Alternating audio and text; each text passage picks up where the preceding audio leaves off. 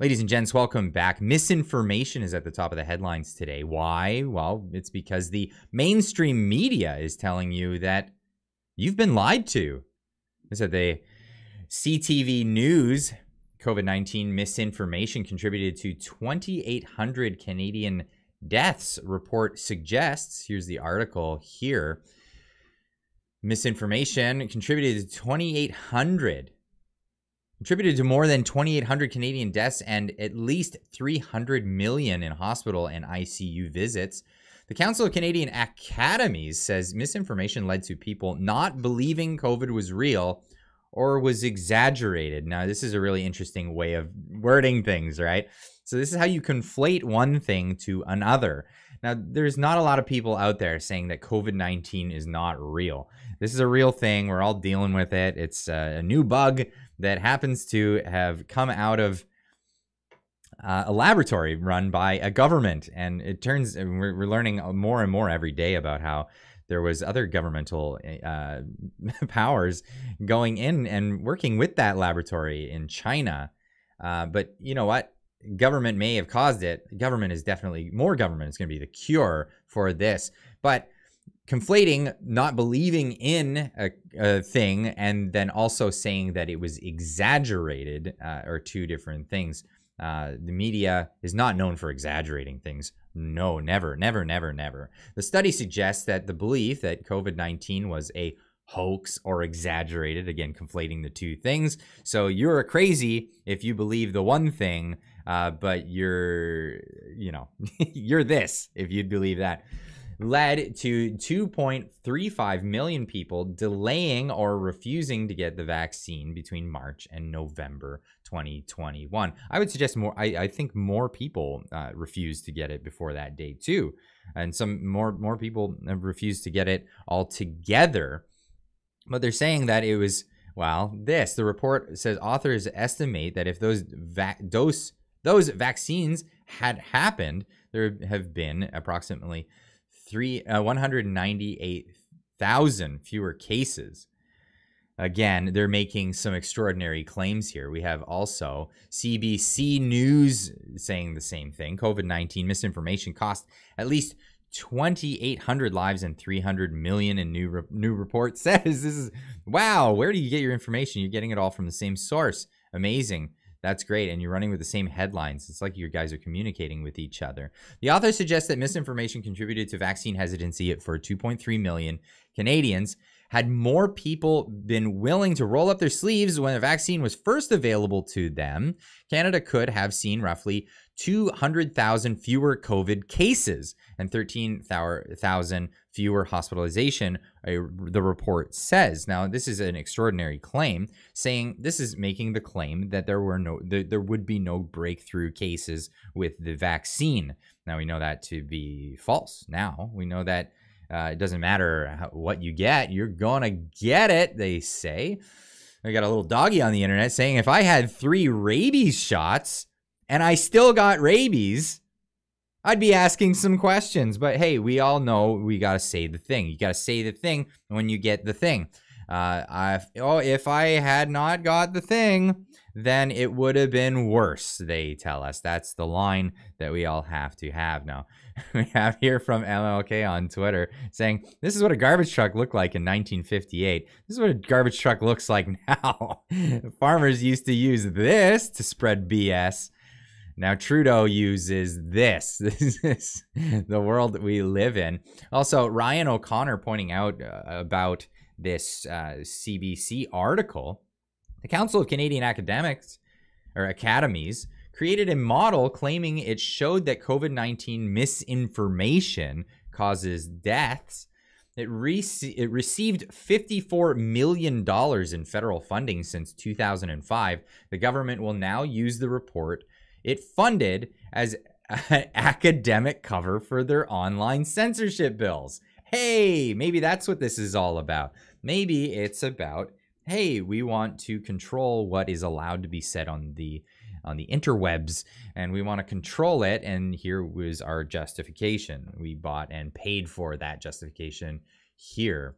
We also have James Sintolo tweeting this out. Breaking: Legislators are, well, this isn't breaking for us Canadians in British Columbia, but it is, yeah. Legislators are passing a law in British Columbia. It's already passed, Bill 36.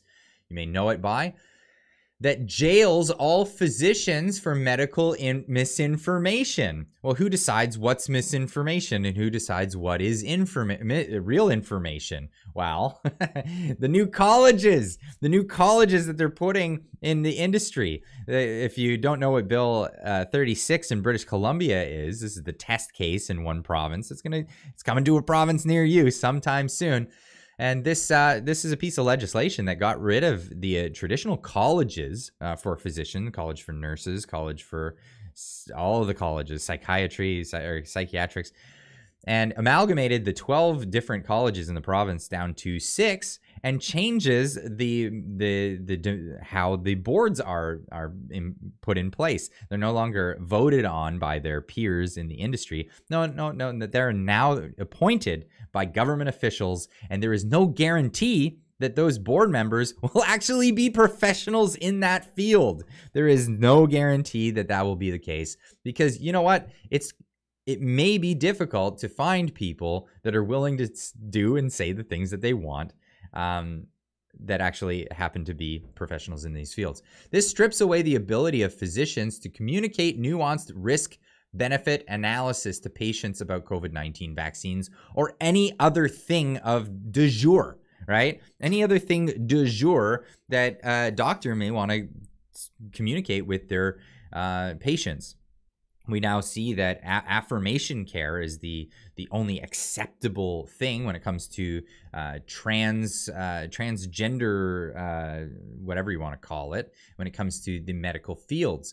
If you don't go along with this affirmation care, which affirmation care just means you're affirming the thing that the person says that their ailment is, and what the redeeming factors will be for it. So, for example, somebody claims that they're in the wrong body, that they're born a man, but they are a woman. You have to affirm that as a physician or as a psychologist, or the colleges can come after you. And now that the colleges will be run by government bureaucrats, this is a thing. This is crazy to me, crazy pants in academia and crazy pants in legislation. But yeah, you could be actually jailed now. This is not a joke. This is you could $200,000 in fines or jail time up to 6 months, I believe, for every case where you gave them misinformation or information. Of course, the misinformation is code for not the information that they wanted you to give. So, I mean, when it comes to the gender thing, Jordan Peterson has brought up the argument that, well, affirmation care isn't used for people who have eating disorders. You wouldn't affirm to someone who is skin and bones that they're in fact overweight individuals. That's not something that would make sense. Now, when it comes to the risk-benefit analysis, there's all kinds of websites that you can go to. Here we have COVID-19 mortality risk calculator. You can go figure out the mortality risk for your own. It's estimated that as many as 1.7 billion individuals, 22% of the global population, are at increased risk of severe COVID-19. This is due to the fact that current data suggests that about 20% of people on Earth have at least one risk factor, including conditions such as diabetes, cardiovascular disease, or hypertension. The prevalence of these conditions is associated with our lifestyle. So it turns out a healthy diet and approximate level for physical activity can prevent us not only from disease or of the diseases of civilization, but also complications of contagious diseases. Now, a vast majority of these people are over 80 years old. You might want to look at that. So if you look at the ages and the risk factors for individuals, I mean, let's have a real assessment of it. Where is the misinformation here, right? Have you been told this by the mainstream media? Is this something that they've been telling you? Now, you can take this with a grain of salt if you wish. This calculator is using data published by a paper in the Chinese Center for Disease Control and Prevention, which was released in February 2020. It was based over 70,000 COVID cases in China. And so far, it is one of the biggest fatality rate data sets. So grain of salt, it is from one location. This is where they get it. But there's other calculators out there, and so you can check them out. Hey, you can select where you sit on this whole thing. Hit calculate. Make sure you understand and agree. Your results, 0.237 chance of getting and dying of COVID, and that's likely because I used to be a smoker on this. But oh my goodness, 0.237% chance. I don't know. These are risks you have to weigh for yourself. What are the risks of the thing? That's